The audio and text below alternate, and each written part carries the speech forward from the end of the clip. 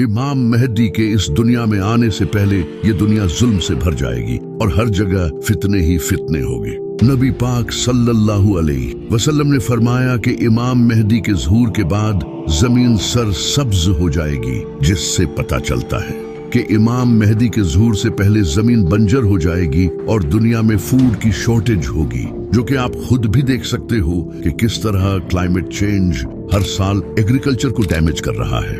इमाम अली अलैहिस्सलाम ने फरमाया, इमाम मेहदी के ज़हूर से पहले एक फितना फैलेगा जिसमें लोग ऐसे तपाए जाएंगे जैसे भट्टी में सोना तपाया जाता है। फिर लोग काफिरों के साथ जंग करेंगे, लेकिन वो ये जंग हार जाएंगे। इसके बाद नबी पाक सल्लल्लाहु अलैहि वसल्लम के अहले बैत से एक इंसान जाहिर होगा और मुसलमानों को इकट्ठा करेगा। अल्लाह इन पर अपनी नीमतें नाजिल करेगा। नबी पाक सल्लल्लाहु अलैहि वसल्लम ने फरमाया कि एक बादशाह की मौत होगी तो एक आदमी मदीना से मक्का में मौजूद बैतुल्लाह में आएगा। फिर मक्का के लोग उसे बाहर निकालकर हजर अस्वद और मुकाम इब्राहिम के दरमियान उसकी बैत करेंगे और अहले शाम के लोग भी आकर उसकी बैत करेंगे, जबकि वो इस बैत को बिल्कुल पसंद नहीं करेगा। फिर कुरैश से एक आदमी निकलेगा और वो एक लश्कर लेकर अहले शाम से इमाम मेहदी को कत्ल करने आएगा, लेकिन अल्लाह उस लश्कर को मक्का और मदीना के दरमियान रेगिस्तान में धंसा देगा। जब लोग ये देखेंगे तो शाम से अल्लाह के वली और इराक के बेहतरीन लोग उसके पास आएंगे और उसकी बैत करेंगे। इमाम अली अलैहिस्सलाम ने फरमाया, वो मेहदी उस वक्त नजरों से छुप जाएगा और गरीब और मुसाफिरों में से होगा। जब इस्लाम गुर्बत के आलम में उस ऊंट की तरह होगा जो थकावट से अपनी गर्दन डाले हुए होता है, तो उस वक्त जमीन उसके सामने अपने खजाने उंडेल देगी और उसके सामने अपनी चाबियां डाल देगी। फिर वो तुम्हें दिखाएगा कि इंसाफ कैसे किया जाता है। इमाम मेहदी का साथ देने के लिए खुरासान से काले झंडे लहराते हुए एक फौज चलेगी, जो कि इमाम मेहदी की फौज के साथ जा मिलेगी। आज के दौर में खुरासान के इलाके में Iran, Afghanistan, Tajikistan, Turkmenistan, Uzbekistan और पाकिस्तान, इन सारे मुल्कों का कुछ हिस्सा शामिल है। इस खुरासान के इलाके में जितने भी मुल्कों के शहर आते हैं, इन सब में एक चीज कॉमन है, ये सारे शहर कुछ खास डेवलप्ड नहीं है। खुरासान का ज्यादातर इलाका पहाड़ी और रेतला इलाका है। ये इलाका दुनिया की आयाशी से अलग है, ताकि यहाँ के रहने वाले लोगों के दिलों में दुनिया की मोहब्बत ना हो। जो लोग मरने से डरते हों, वो क्या जंगे लड़ेंगे। और दूसरी कॉमन चीज इस इलाके में ये है कि इस इलाके में ज्यादातर आबादी पठान की है, जो कि इस वक्त दुनिया की सबसे बहादुर कौम है। लेकिन इस खुरासान के जिस इलाके से काले झंडे लेकर फौजें चलेगी, इस वक्त के हालात के मुताबिक वो अफगानिस्तान हो सकता है, क्योंकि अफगानिस्तान में आज के वक्त इस्लामी कानून के मुताबिक हुकूमत कायम है और अफगानिस्तान ही वो मुल्क है जिसके पास आज खोने के लिए कुछ भी नहीं है। इनकी जीडीपी पहले ही नीचे इतनी जा चुकी है। और तीसरी चीज, अफगानिस्तान ही वो मुल्क है जिसमें तालिबान ने अमेरिका जैसी सुपर पावर को अपने मुल्क से भगा दिया था। जब इजराइल ने फिलिस्तीन पर हमला किया तो तालिबान ने ईरान से फिलिस्तीन के लिए रास्ता मांगा था। आज के हालात के मुताबिक ऐसा लगता है कि ये फौजें अफगानिस्तान से ही चलेंगी। लेकिन जब खुरासान से फौजें इमाम मेहदी के लश्कर के साथ जा मिलेंगी, फिर मुसलमान पूरी दुनिया को फतह करेंगे और मुसलमानों की पूरी दुनिया पर हुकूमत होगी। नबी पाक सल्लल्लाहु अलैहि वसल्लम ने फरमाया कि रोमन्स दाबिक या अल्माक नाम की जगह पर जमा होंगे और मुसलमान भी जंग की तैयारी करेंगे और मदीना से रोमन्स के खिलाफ फौज भेजेंगे। ये दोनों फौजें आपस में जंग करेंगी। रोमन्स मुसलमानों से कहेंगे कि हमारे रास्ते से हट जाओ, ताकि वो दूसरे ग्रुप से लड़ सकें। इस ग्रुप को मुसलमानों ने पहले से कैप्चर कर लिया होगा, लेकिन मुसलमान इनकार कर देंगे और अपने भाई मुसलमानों के साथ खड़े रहेंगे और रोमन्स के खिलाफ जंग करेंगे। और वो ऐसी लड़ाई लड़ेंगे जिसकी मिसाल किसी ने देखी नहीं होगी। यहाँ तक कि अगर कोई परिंदा इनके किनारे से गुजरेगा तो उसे बैठने के लिए कोई जगह नहीं मिलेगी। इतने बड़े लेवल पर कत्लेआम होगा। जब गिनती की जाएगी तो 100 आदमियों में से सिर्फ एक जिंदा मिलेगा।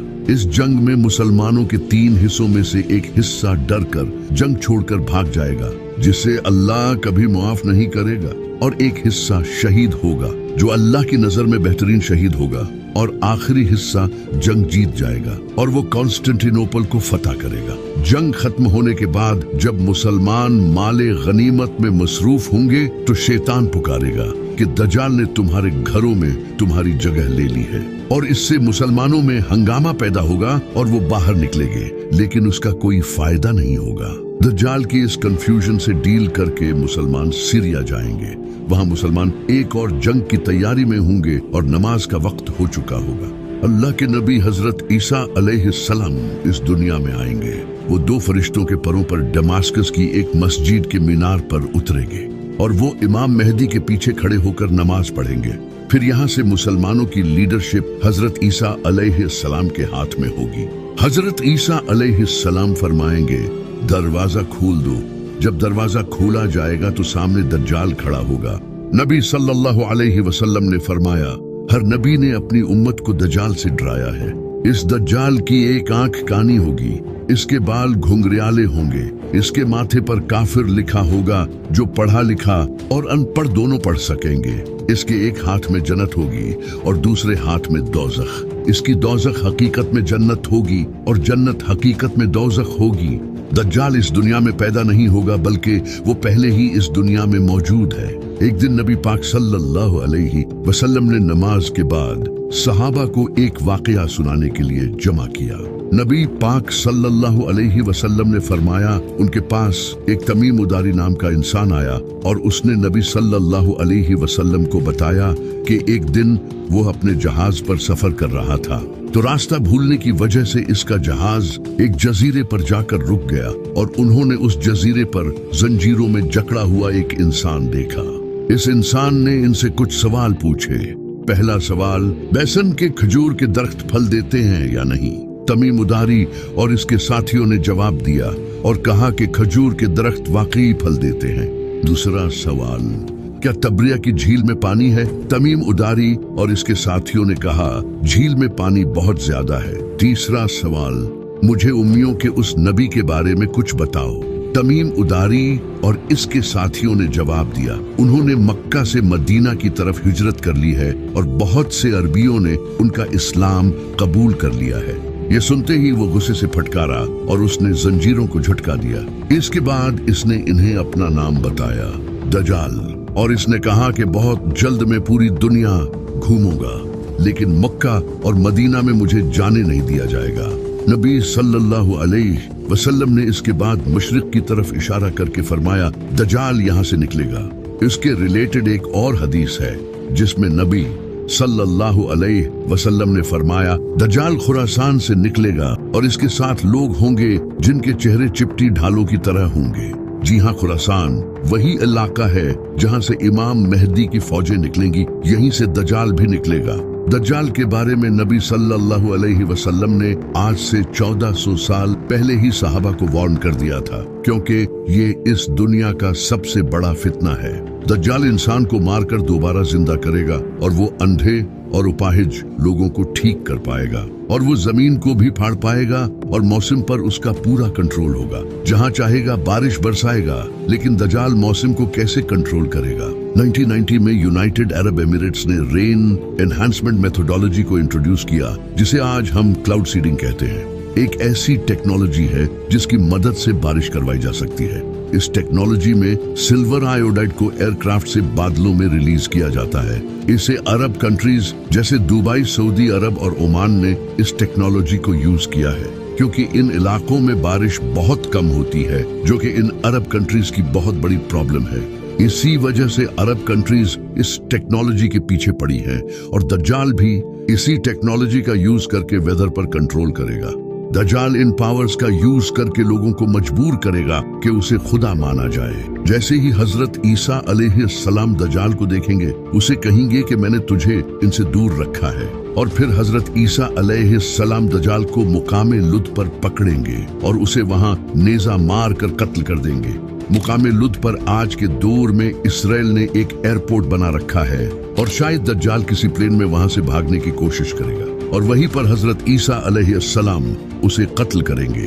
दज्जाल की मौत के बाद मुसलमान और यहूदियों के दरमियान एक जंग होगी। नबी सल्लल्लाहु अलैहि वसल्लम ने फरमाया कि अगर कोई यहूदी किसी पत्थर के पीछे भी छुपा हो तो वो पत्थर भी बोल उठेगा कि ए मुसलमान, मेरे पीछे एक यहूदी छुपा है, आकर इसे कत्ल कर दे। सिवाय गरकुत के दरख्त के, क्योंकि ये यहूदियों का दरख्त है और इसराइल में ये बड़ी तादाद में पाए जाते हैं। इसके कुछ टाइम बाद इमाम महदी वफात पा जाएंगे। नबी पाक सल्लल्लाहु अलैहि वसल्लम ने फरमाया, इमाम महदी तुम में 7 या 8 साल तक रहेंगे।